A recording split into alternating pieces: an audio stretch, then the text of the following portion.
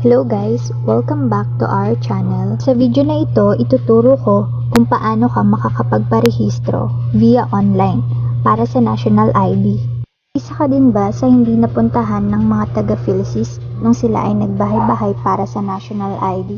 Paano nga ba makakapagparehistro sa National ID via online? At ituturo ko din ang step-by-step procedure para makapunta ka sa step 2. Please like, share, and subscribe.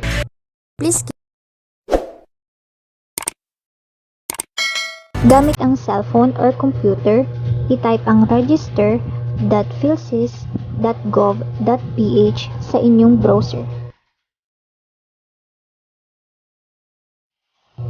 Basahin ang introduction at i-click ang proceed. I-type ang inyong cellphone number or email address para makareceive ng OTP or one-time password for confirmation. Click the CAPTCHA box and click the send OTP. Pag na-receive mo na ang iyong OTP galing sa PhilSys, i-type ito at i-click ang verify. Basahin ang terms of condition ng PhilSys at i-click ang agree. At ito naman ang iyong dapat fill upan, ang online application form.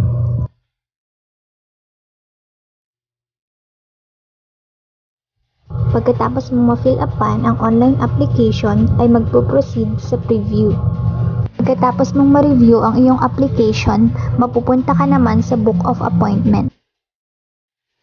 Pag nakabook ka na ng iyong appointment para sa step 2, ay mapupunta ka naman sa review, na ang ibig sabihin ay confirm na ang iyong schedule para sa step 2. Basahin ang instruction upang maiwasan ang penalties at upang mailagay ng tama ang lahat ng impormasyon.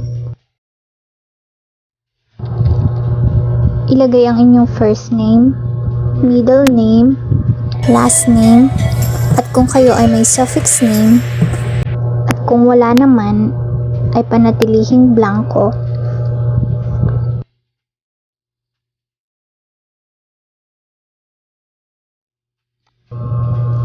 Ilagay ang inyong kasarian at kung kayo ay Pilipino or resident alien, at kung ano ang inyong martial status at ang inyong blood type.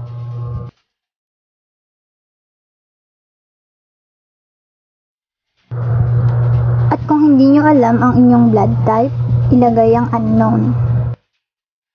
Ilagay ang inyong date of birth, edad, birth country o lugar ng kapanganakan, birth province o probinsya ng kapanganakan, birth city, municipality o lungsod ng kapanganakan.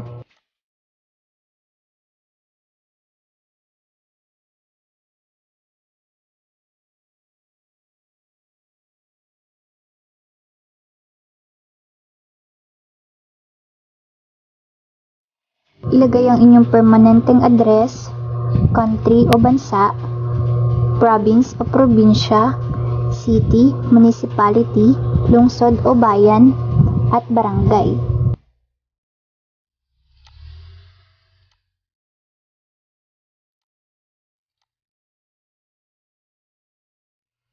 At ilagay ang number ng inyong bahay. Huwag kakalimutan ang inyong zip code. Pindutin ang same permanent address kung parehas lang naman ang inyong present address. At kung hindi naman, fill upan muli ang present address. Ilagay kung saan ihahatid ang inyong ID, kung sa inyong permanent or present address. At ilagay ang inyong aktibong mobile number at inyong email address.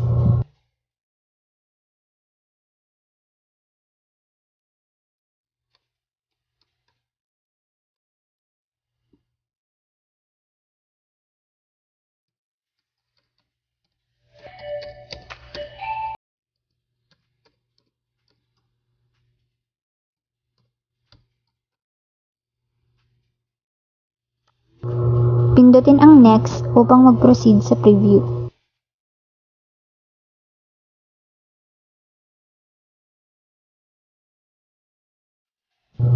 I-click ang box kung tama ang iyong ibinigay na information. At kung ikaw naman ay merong bank o e-money account, pindutin ang yes. At kung wala, ay no. Pindutin ang continue para mag-proceed sa book appointment.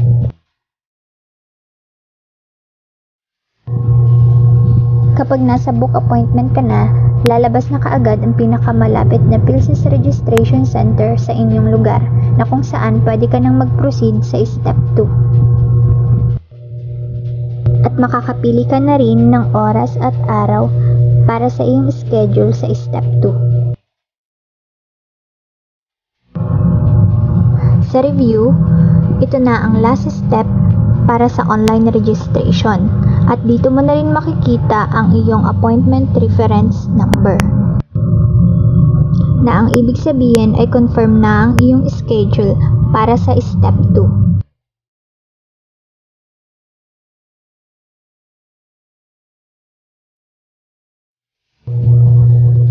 Click finish and yes. At makikita mo na ang iyong application. At kung nais mo naman na irehistro ang iyong kapamilya, ay maaari mo rin silang irehistro. I-click lamang ang create application. At gawin ulit ang iyong unang ginawa. At i-log out ang inyong information para sa inyong seguridad.